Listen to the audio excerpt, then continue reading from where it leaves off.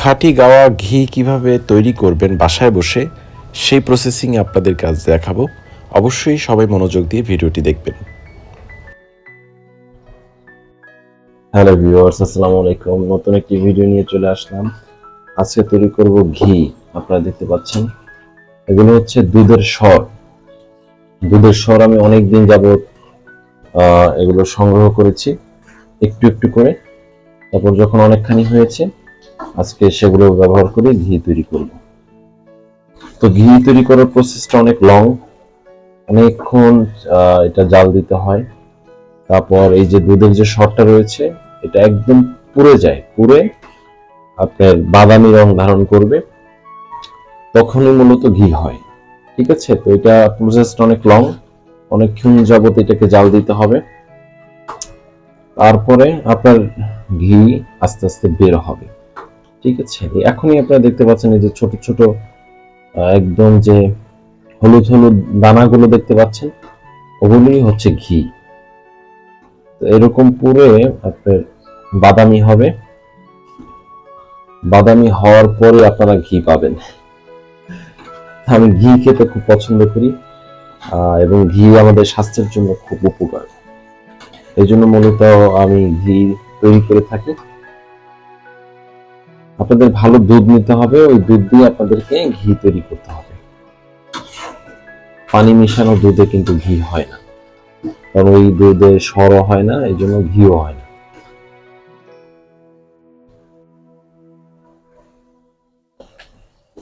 অনেক ভালো মতো করে জাল দিতে হবে আপনার। বেশি লেগে গেলে আবার ঝামেলা, লাফতে থাকতে হবে।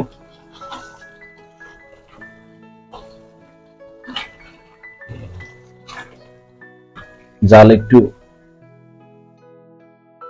কমিয়ে দেই। আজকে পুরো প্রসেসটা আপনাদেরকে দেখাবো যেন আপনারা বাসায় তৈরি করতে পারেন।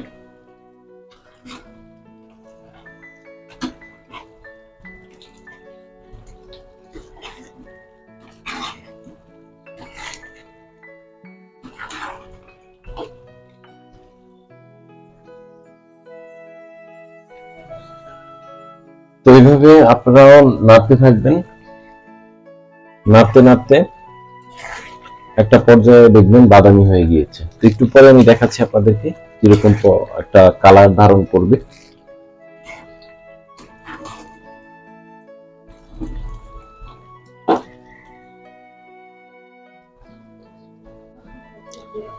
এই দেখেন দর্শক, ঘি কিন্তু অলরেডি বের হয়ে যাচ্ছে আস্তে আস্তে জাল দেওয়ার পরেই। দেখেন এই যে তেলের মতো যেগুলো, এগুলোই হচ্ছে মূলত ঘি।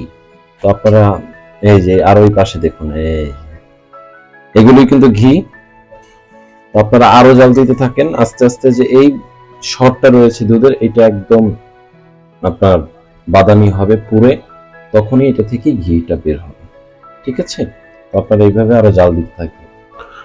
এই যে দর্শক, আপনারা দেখতে পাচ্ছেন ঘি কিন্তু অলরেডি অনেকখানি বের হয়ে গিয়েছে। তো এইভাবে আপনারা জাল দিতে থাকবেন, জাল দিতে দিতে আস্তে আস্তে দেখবেন ঘি বের হয়ে গিয়েছে। তো আমি একটু পরে আরো দেখাচ্ছি।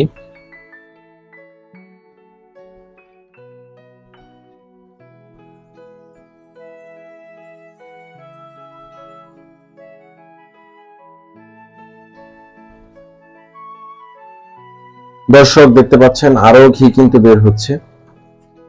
তো এটা পুরোটা কিন্তু বাদামি হয়ে যাচ্ছে, আরো বাদামি হবে, তখনই মূলত আমাদের মূল যে ঘি সেটা বের হবে। তো আমি আর ভিডিওটা বড় করছি না। তো তো এই যে ঘিটা বের হলো, এটা আমি একটা কাপড় দিয়ে ছেঁকে সুন্দর মতো করে ঠান্ডা করবো প্রথম, তারপর কাপড় দিয়ে ছেঁকে একটি কাচের বয়মে রেখে দিব। আপনারাও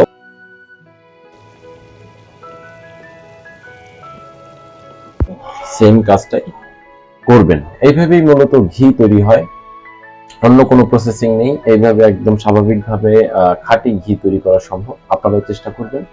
ভিডিওটা আর বড় করছি না। তো সবাই ভালো থাকবেন, সুস্থ থাকবেন। দেখা হবে পরবর্তী কোনো ভিডিওতে। এখনো যারা লাইক করেনি, কমেন্ট করেনি এবং ফলো করেননি, অবশ্যই আপনারা লাইক, কমেন্ট, ফলো করে দেন।